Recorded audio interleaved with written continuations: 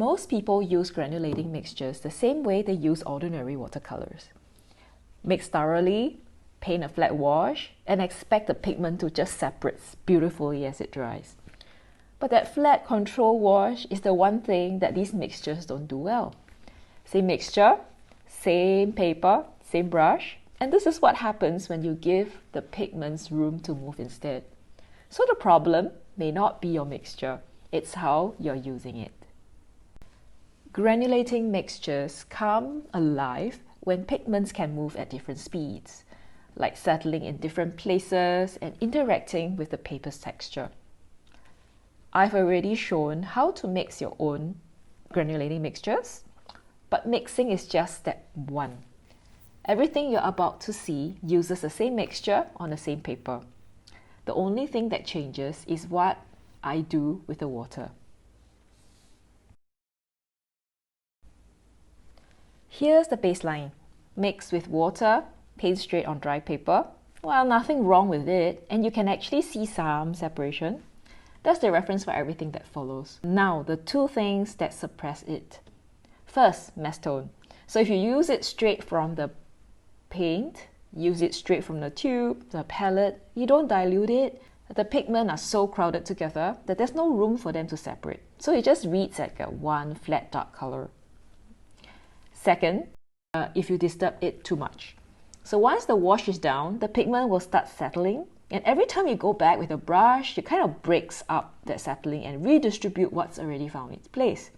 And then you just end up with something paler and more uniform than when you started. Granulation happens when you leave it alone. So, not too concentrated and hands off once it's down. Now let's give the pigment something to work with.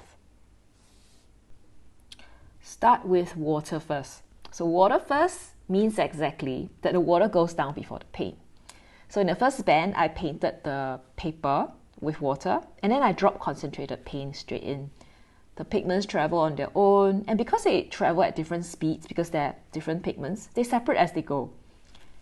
In the second band, I loaded the brush, and then I let the paint dilute out into the wet area. And in the third, I used less water and a more controlled brush. So the pigment still has some room to move, but I decide roughly where, the pigment goes. More water means more pigment and less control. Less water means less movement and more control. That's all.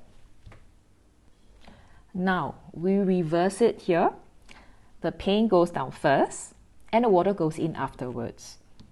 So number one, you drop clean water into a wet concentrated wash and it pushes the pigment outwards, from that point of contact. And because the heavier pigments move differently from the lighter ones, they get stranded at different distances. In the second band, I pull the paint outwards with a wet brush and it opens up from like a dense into kind of a light area. And in the last, I brush water into the paint more deliberately in strokes. Same mixture as the water first card, but completely different character. The water first is definitely more soft and more diffuse and more structured and edged where paint leads. You can also move the water after it's down. First thing to try is to kind of blotting using the tissue paper to lift moisture out of selected areas. It interrupts the wash mid-settle and then it leaves soft pale patches with granulation crowded around the edges. And second one, you use a plastic wrap and you just kind of press it into the wet wash and leave it until it's completely dry. So where the wrap touches the paper, it pushes water aside. And when it lifts and tends, water will pool and then the pigment will collect. And what you get at the end is like a network of hard crystalline edges that you can never paint by hand. But of course, be patient. If you peel it off early, you lose that whole effect. And the third is a kind of a gradient where you paint a strip with water, put the paper on a very slight gradient, paint that, let the wash run from the top to the end of the strip. So the pigment kind of gets stranded at different point as the water thins out. Blot takes water off, wrap holds it in place, gradient lets it run. So there's just 3 different ways to decide where the pigment ends up. Here are 3 extra steps that you can do. Number 1, salt. So salt draws moisture and pigment out towards each crystal. But timing is everything.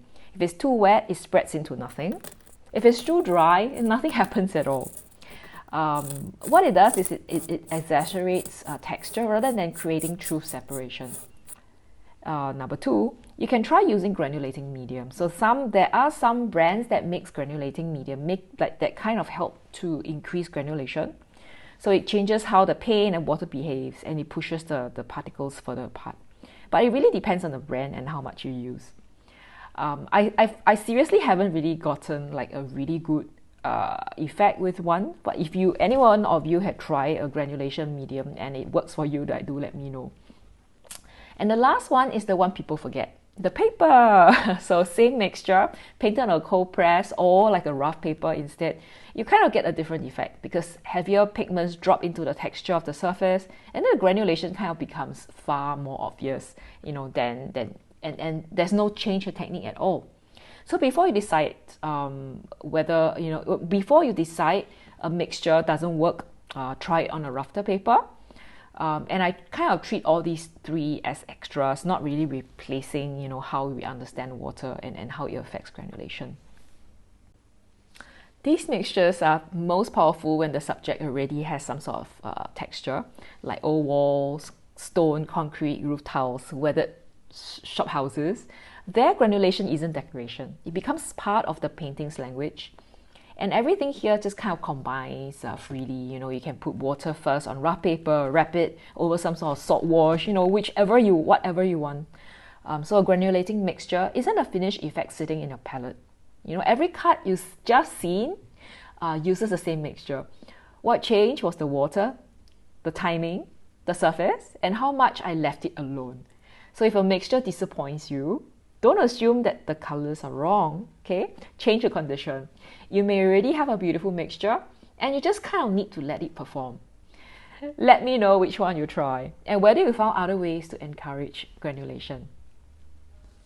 I hope you enjoyed this video. If you did, the same, give me a thumbs up, share with your friends, and consider subscribing if you'd like to see similar content.